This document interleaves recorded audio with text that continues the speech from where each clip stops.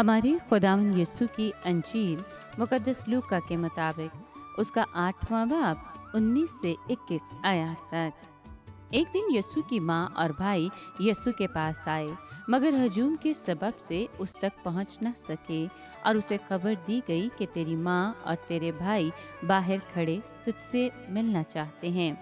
उसने जवाब में उनसे कहा, मेरी माँ और मेरे भाई तो ये हैं जो खुदा का कलाम सुनते और उस पर अमल करते हैं।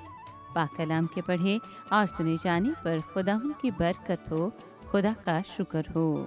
अजीज दोस्तों, पाक में कहते कलीसिया आज मुकद्दस पादरी पियो का यूम यादगार मनाती है।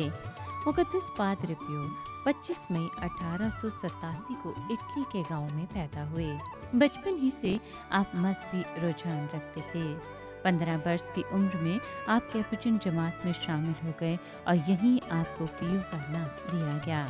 सन 1910 में आप काहिन बने, चूँकि इसी साल पहली जंग अजीम का आगाज हुआ। आपको ना चाहते हुए भी जबरन फौज में भर्ती होना पड़ा। इत्तेफाक से जब इल्म हुआ कि आप तबदीक के मर्ज का शिकार हो गए हैं तो आपको फौजी खिदमत से बर्खास्त कर दिया गया। 20 सितंबर सन 1918 में जब आप बाकमास के बाद खुदावंद की शुक्रगुजारी कर रहे थे तो आपको खुदावंद यीशु मसीह रोया में मिले, और जब ये रोया खत्म हुई तो आपको मौजज़ाना तौर पर खुदावंद यीशु मसीह के 5 ज़ख्म हासिल हुए। जब इस बात का चर्चा होने लगा तो न सिर्फ कलीसिया के उल्मा बल्कि आम लोग भी इस वाक़े को शक की निगाह से देखने लगे। जब कलीसियाई तौर पर सन 1924 और फिर सन 1931 में इस बात की तस्दीक करना चाहिए तो भी बड़े बड़े सवाल बरकरार रहे। आपको मुख्तलिफ इख्तलाफी अमूर की बिना पर पाकमास की अदायगी और एतराफ़ सुनने से रोक दिया गया और आपने ताबेदारी से उसे कबूल कर लिया। ताहम कुछ अरसे के बाद आपको इन अमूर की अदायगी की इजाज़त दे दी गई। अब लोग हर तरफ से आपके पास आते थे। आप सुबह 5 बजे से लेकर दोपहर तक एतराफ़ सुनते, बीमारों से मिलते और उन्हें बरकत देते थे। बाज़-औक़ात आप 10-10 घंटे तक एतराफ़ सुनते थे और बाज़-औक़ात में आप लोगों के दिल के हालात को पहले से ही जान लेते थे। आपको एक ही वक्त में 2 मुख्तलिफ जगहों पर होने का फजल भी हासिल था और ध्यान ज्ञान में आप बाज़ दफ़ा ज़मीन से उठ जाते। नीज़ आपको बीमारों के लिए शिफा की नेमत भी हासिल थी। सन 1920 में आपने एक दुआया ग्रुप का आगाज़ किया जो आज भी दुनिया के हर हिस्से में मौजूद है। आपके इसरार पर बीमारों की मुनासिब देखभाल के लिए एक हस्पताल तामीर करवाया गया।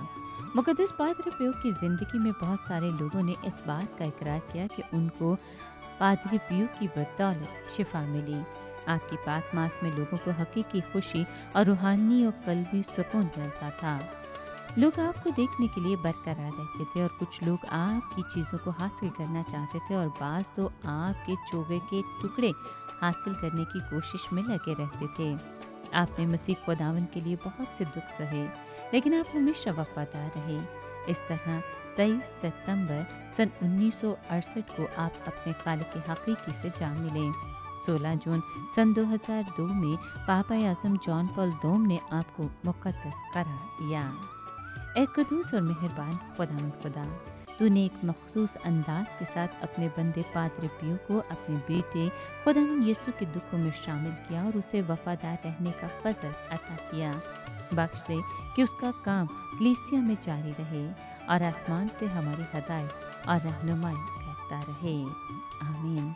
आप सबको मुकद्दस पादरी पियो की ईद मुबारक हो।